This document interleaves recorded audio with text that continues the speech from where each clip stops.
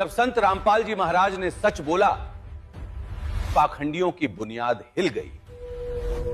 आज के दौर में सच बोलना जैसे कोई अपराध बन गया है। जो सच दिखाता है वही सबसे ज्यादा सताया जाता है। संत रामपाल जी महाराज वो नाम जिसने इस देश में छुपे हुए पाखंडों की जड़ हिला दी, जिन्होंने वो बातें कही जिन्हें कहने की हिम्मत किसी ने नहीं की। और जब सच सामने आया तो जिनके झूठ पर साम्राज्य खड़ा था उनकी नींद उड़ गई। धार्मिक पाखंडियों ने सोचा, अगर ये आवाज नहीं रुकी तो हमारा धंधा खत्म हो जाएगा।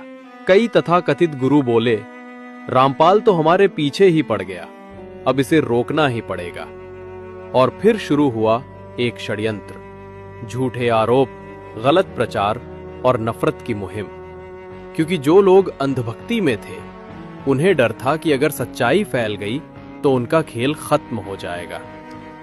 लेकिन कहते हैं सच्चाई दब सकती है, मिट नहीं सकती। संत रामपाल जी महाराज पर दर्जनों केस लगाए गए, पर सच के आगे एक एक कर सब झूठे साबित हो गए। आज सच्चाई सबके सामने है। संत रामपाल जी महाराज लगभग सभी मामलों में बाइज्जत बरी हुए। एक केस बाकी है, पर उसमें भी कोई सबूत नहीं।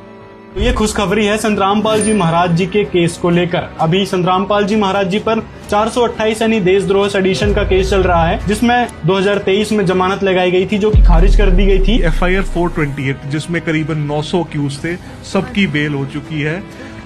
500 से ज्यादा विटनेस हैं और अब डी नोवो ट्रायल यानी कि ट्रायल दोबारा शुरू होगा 10 साल बाद, उसमें उनकी बेल अनफॉर्चुनेटली अभी तक नहीं हुई है। हाईकोर्ट ने पहले खारिज कर दी थी 2 साल पहले जस्टिस अंधावाली की खंडपीठ ने। लेकिन अब हो सकता है, संभावना है कि संत रामपाल जी अब बाहर आ सकते हैं। उनको 428 में भी जमानत मिल सकती है, 429 और 430 में मिल चुकी है। लास्ट वीक FIR 430 के अंदर इनको सस्पेंशन ऑफ सेंटेंस ग्रांट की गई और कल इनका ऑर्डर सुनाया गया है वो कि जो जिसमें 5 डेथ्स हुई थी जिस केस में FIR 429, उनको फाइनली इनका सेंटेंस 10 साल बाद सस्पेंड कर दिया गया, यानी कि बेल हो गई। सच बोलना शायद आज गुनाह माना जाता हो, लेकिन यही सच आने वाले कल की दिशा तय करेगा।